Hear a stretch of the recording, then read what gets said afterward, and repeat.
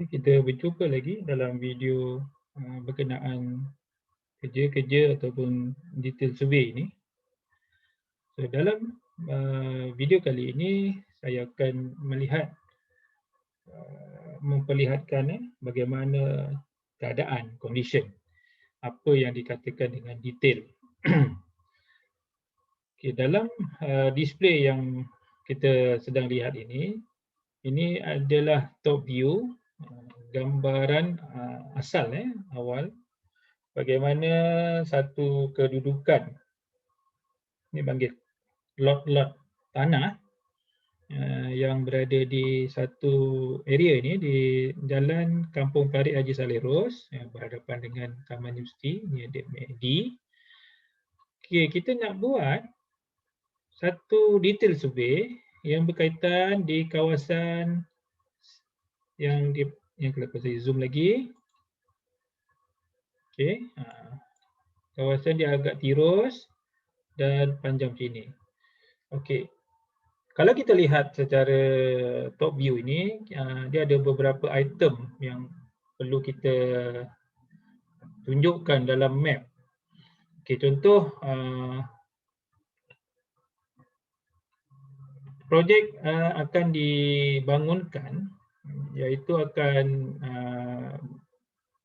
membangun sebuah sekolah.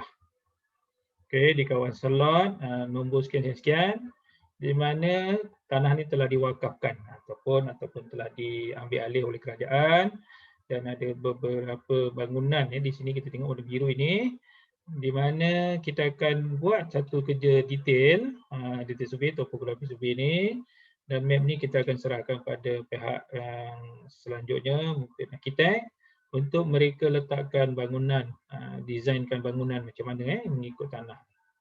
Okey, daripada gambaran awal Google Earth, so kalau kita pergi ke site, so kita boleh turun lah. Okay, kita tengok site dia macam mana. So, kita turun kita. So di kawasan ini, ini adalah bentuk dia. Oh, rupanya ada satu bangunan macam stall. Kita pergi site survey lah dulu kan. Ada rumah. Lagi apa lagi ada? Dia keluar pula. Okey. Zoomkan dulu. Okey. So ni adalah jalan kampung, di mana kalau kita tengok lokasi dia tak banyaklah juga. Okey, jadi di sinilah kita akan buat kerja-kerja pengukuran. Kita boleh mulakanlah dengan kerja traverse kita. Okey, untuk melihat di mana batu-batu sepadan kita buat kita traverse. So batu sepadan dia lebih kurang macam mana? Kita patah balik. So kita exit street view. Okey. Jadi kita akan ni tadi kawasan sini. So macam mana kita buat kerja traverse dulu kita buat traverse dulu. Iaitu kalau di sini kita boleh lihat dia punya kawasan. Okey, di sini Ni kalau di sini kawasan yang kita akan bangunkan tadi adalah 6570. Lot 6570. Jadi untuk lot 6570 dia ada beberapa tanda sepadan, 1, 2, 3, 4 dan mungkin kat tengah-tengah ni kena ada. Jadi kita kena buat kerja ukur traverse lah untuk tandakan ataupun nak tanda apa ni, maksudnya semak semula lot. Kemudian kita buat labeling. Labeling kita bawa level, kita buat TBM salah satu di sini daripada jalan sini yang paling berdekatan BM dia, batu arasnya terletak di Parit Jelotong, iaitu di depan masjid ataupun di depan kita punya ni. Okey. Seterusnya bila kita dapat 6570, lot kita dah betulkan. Sekarang kita patah balik, kita lihat semula dalam tadi tu di mana saya tandakan ada 4. Contoh ada saya tanda kuning ni, kita buat traverse lah. Ada 4 tanda. Ada 4 tanda. Ataupun 4 batu sepadan kan. Ini kita nak ulang balik lah kerja-kerja kita hari tu. Daripada labeling, kemudian kita tengah ni ada satu. Yang lain semua 4 masuk di sini. So dia ni, okay. Begitu, okeylah ni tanda-tanda sepadan.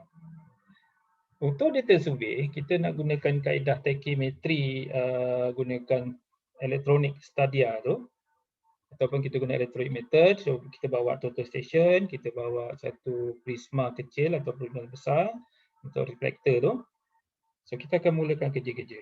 So macam mana kita nak mulakan kerja? So kita boleh duduk salah satu di sini lah, contoh.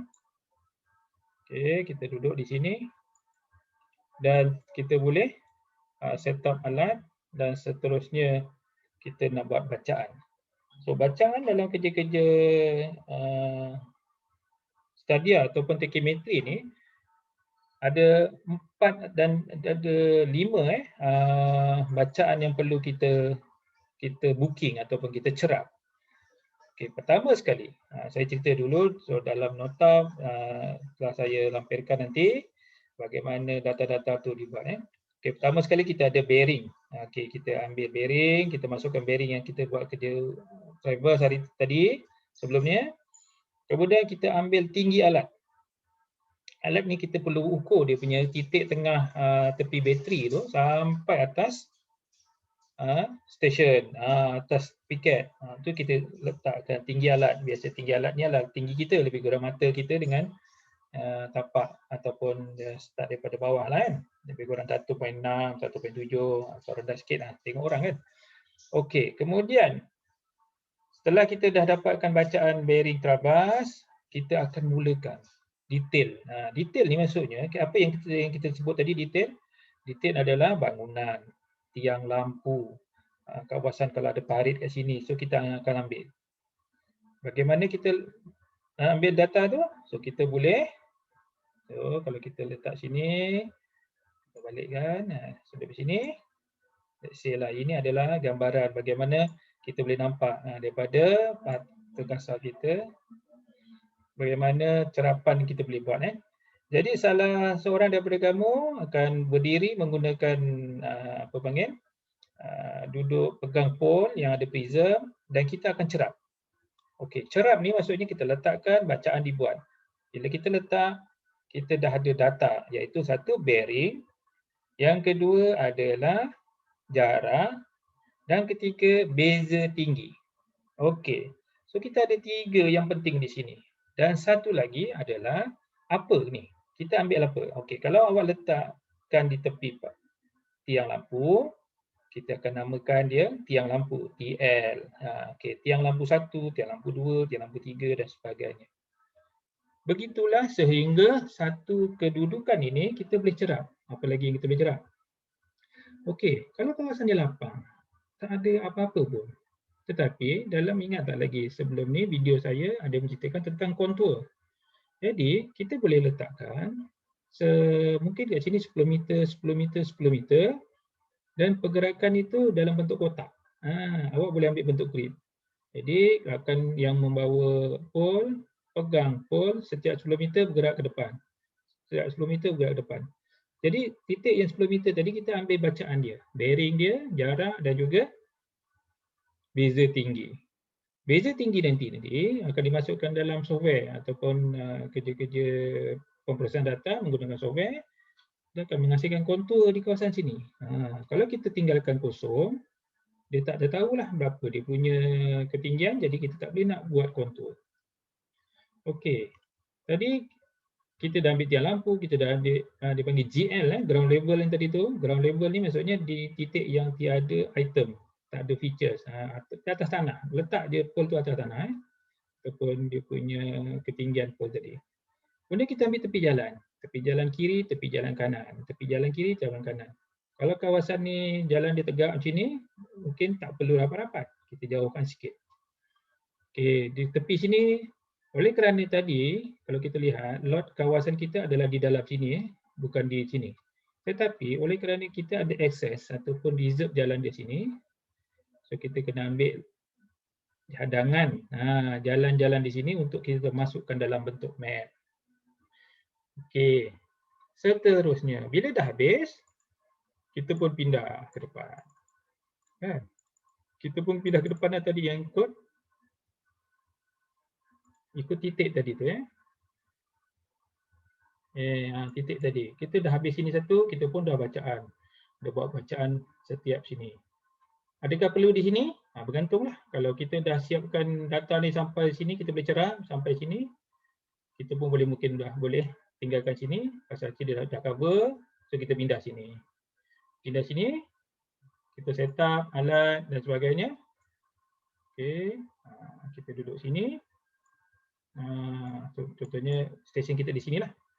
Jadi kita boleh mulakan bacaan belakang back bearing berapa. Kita setkan dulu back bearing. Barulah kita boleh mulakan. Okey, ambil bucu sini satu. Okey. Ambil bucu sini. Sini satu. Okey. Okey, di sini. Di sini. Okey. Bucu rumah bucu rumah sini.